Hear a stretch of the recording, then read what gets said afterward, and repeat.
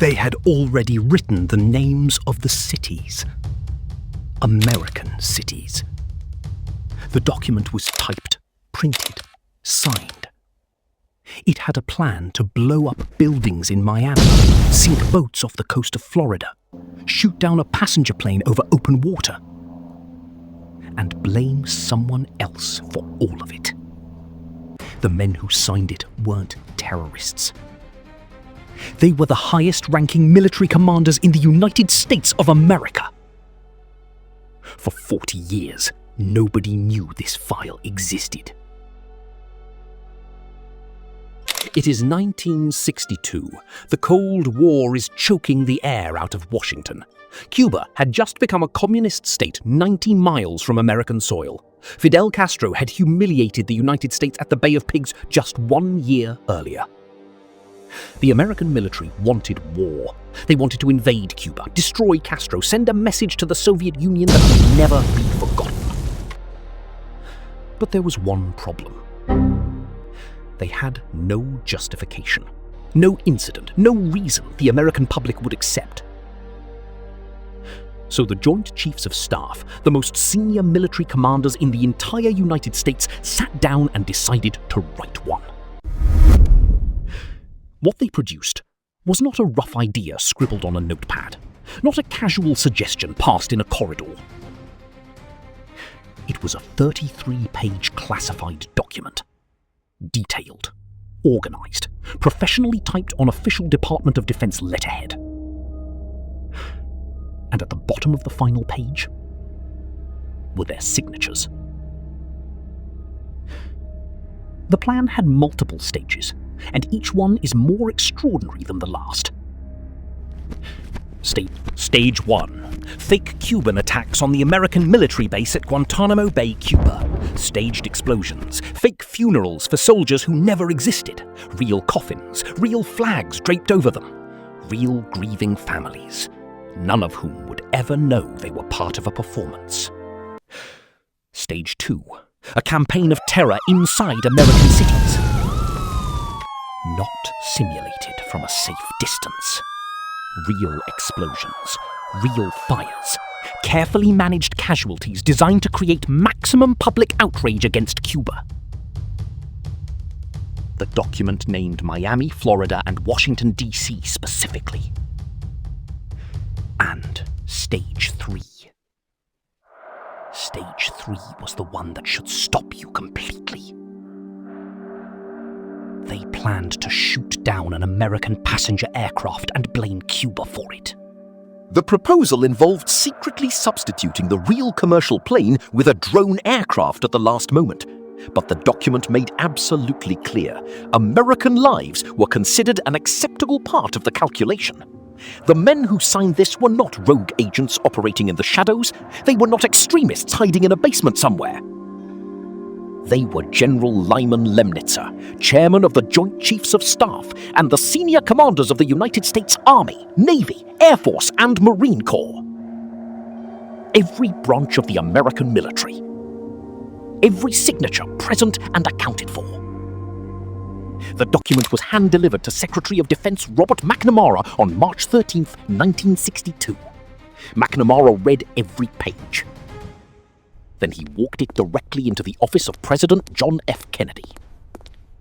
Kennedy rejected it, immediately, without hesitation. He was reportedly furious.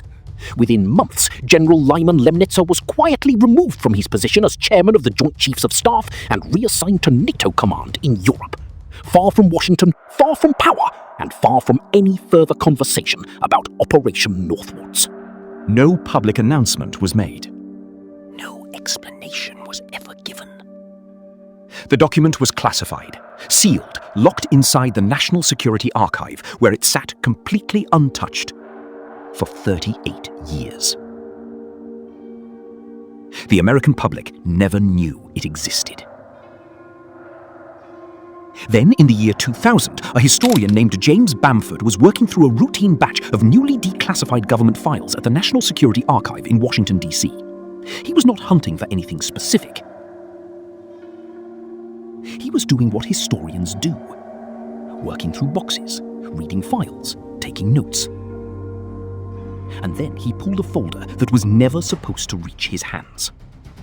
Inside was Operation Northwoods. Complete, unredacted, every single page intact, every proposal visible. The passenger aircraft, the American cities, the fake funerals, the staged bombings. And every signature still perfectly legible on the final page. 38 years in a box, and not one word had faded. Bamford understood immediately what he was holding. This was not a rumour, not an anonymous leak, not a theory stitched together from fragments. This was the official, signed, stamped, verified record of the United States military formally proposing to attack its own citizens on its own soil. And it had been sitting in a filing box, gathering dust, for nearly 4 decades.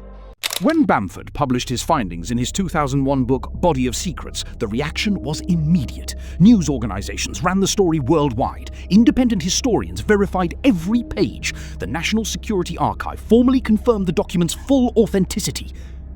And the United States government said nothing. No apology. No congressional investigation, no statement from the Pentagon, no accountability of any kind for what had been proposed in the name of the American people. Just silence.